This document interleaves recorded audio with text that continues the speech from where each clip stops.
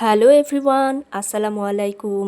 আবারও নতুন একটি ব্লগে আপনাদের সবাইকে স্বাগতম। যে গরম পড়েছে, এই গরমের মধ্যে বাহিরে বের হওয়াই যেন দায় হয়ে গেছে।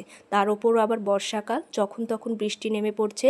তো বাচ্চা নিয়ে বের হওয়ার সাহসই হচ্ছিল না, কিন্তু বাচ্চা মানুষ মানহা, সে তো আর বোঝে না, সে বাহিরে যাওয়ার জন্য ছটফট করছিল। তো ওকে নিয়ে বাহিরে চলে আসলাম। তো আজকে এসেছি শহীদ ডাক্তার ফজলে রাব্বি পার্কে। এটা আমাদের বাসা থেকে খুব বেশি দূরে না, 15 থেকে 20 মিনিট সময় লাগে রিকশায় যেতে। তবে আস্তে আস্তেই সন্ধ্যা হয়ে গেছে। যদিও এখানে আসার কথা ছিল না, হুট করেই ডিসিশন নিয়েছি এখানে আসব, তাই বের হতে হতেই অনেকটা লেট হয়ে গেছে। তো আমরা তো ভেবেছিলাম যে যেহেতু সন্ধে হয়ে গেছে, পার্কের মধ্যে লোকজন আছে কি না। তো দোনোমনো করতে করতে পার্কে কিন্তু ঢুকেই পড়েছি। তো এসে দেখি যে লোকের অভাব নেই, বাচ্চারা বাচ্চাদের মতো খেলাধুলা করছে, বাচ্চার বাবা মায়েরা যে যার মতো বসে থেকে গল্প গুজব করছে, ফাঁকা জায়গা পেলে যা হয় আর কি। তো ওখান থেকে আস্তে আস্তে হেঁটে হেঁটে এই জায়গাটায় আসলাম। তো এখানে এসে তো খুবই ভালো লাগছিল, মনে হচ্ছিল যে পিকচার তোলার জন্য একদম পারফেক্ট একটা জায়গা। তো অনেকে কিন্তু বিভিন্ন রকমভাবে পিকচার উঠাচ্ছিল। তো আমিও ভাবলাম যে কয়েকটা পিকচার উঠিয়ে নেই, কিন্তু আমার কি আর সে উপায় আছে?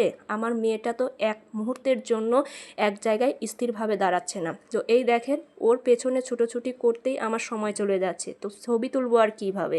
তো এখানে এসে গ্লাসের মধ্যে আমাকে দেখে মানহা খুবই খুশি হচ্ছে, যে একদম একটা আসল মানুষের মতোই লাগছে। সে তো ভাবছে তার মা কেমন যেন দুটো হয়ে গেছে।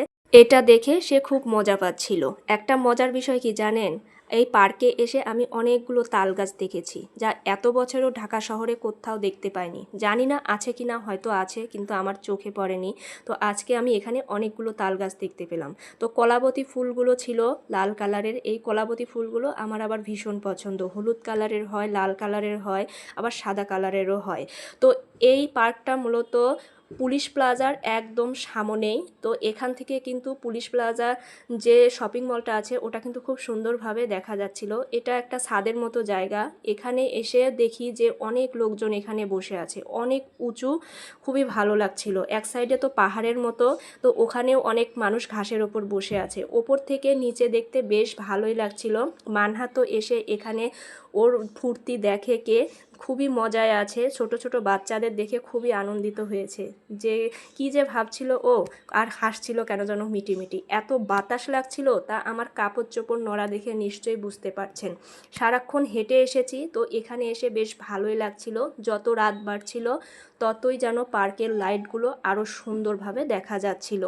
আগে যদি জানতাম এই পার্কটা এত সুন্দর, তাহলে হয়তোবা দিনের আলো থাকতে থাকতেই আসতাম। দিনের আলোয় দেখতে আরও অনেক সুন্দর লাগতো, বা ভিডিও ক্লিপগুলো আরও সুন্দরভাবে নিয়ে আপনাদের সঙ্গে শেয়ার করতে পারতাম।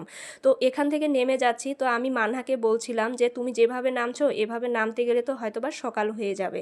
তো ওই পার্কের মধ্যেই এক সাইডে বাচ্চাদের খেলাধুলার ব্যবস্থা ছিল। কেউ দোলনায় চড়ছে, কেউ বা অন্য খেলনায় উঠে খেলাধুলা করছে।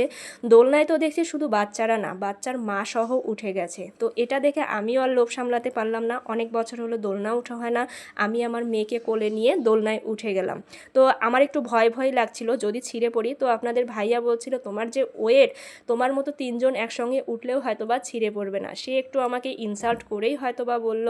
তো যাই হোক, দোলনা থেকে অনেক কষ্টে নামিয়েছি ওকে। তো এখন স্লিপারে উঠিয়ে দিয়েছে ওর বাবা। তো অন্যান্য বাচ্চারা একাই উঠছে, তো এটা দেখে তার ইচ্ছা হয়েছে একাই উঠবে। তো তার বাবাকেও হাত ধরতে দিতে চাইছিল না, কিন্তু জোর করেই তার বাবা হাতটা ধরেছিল।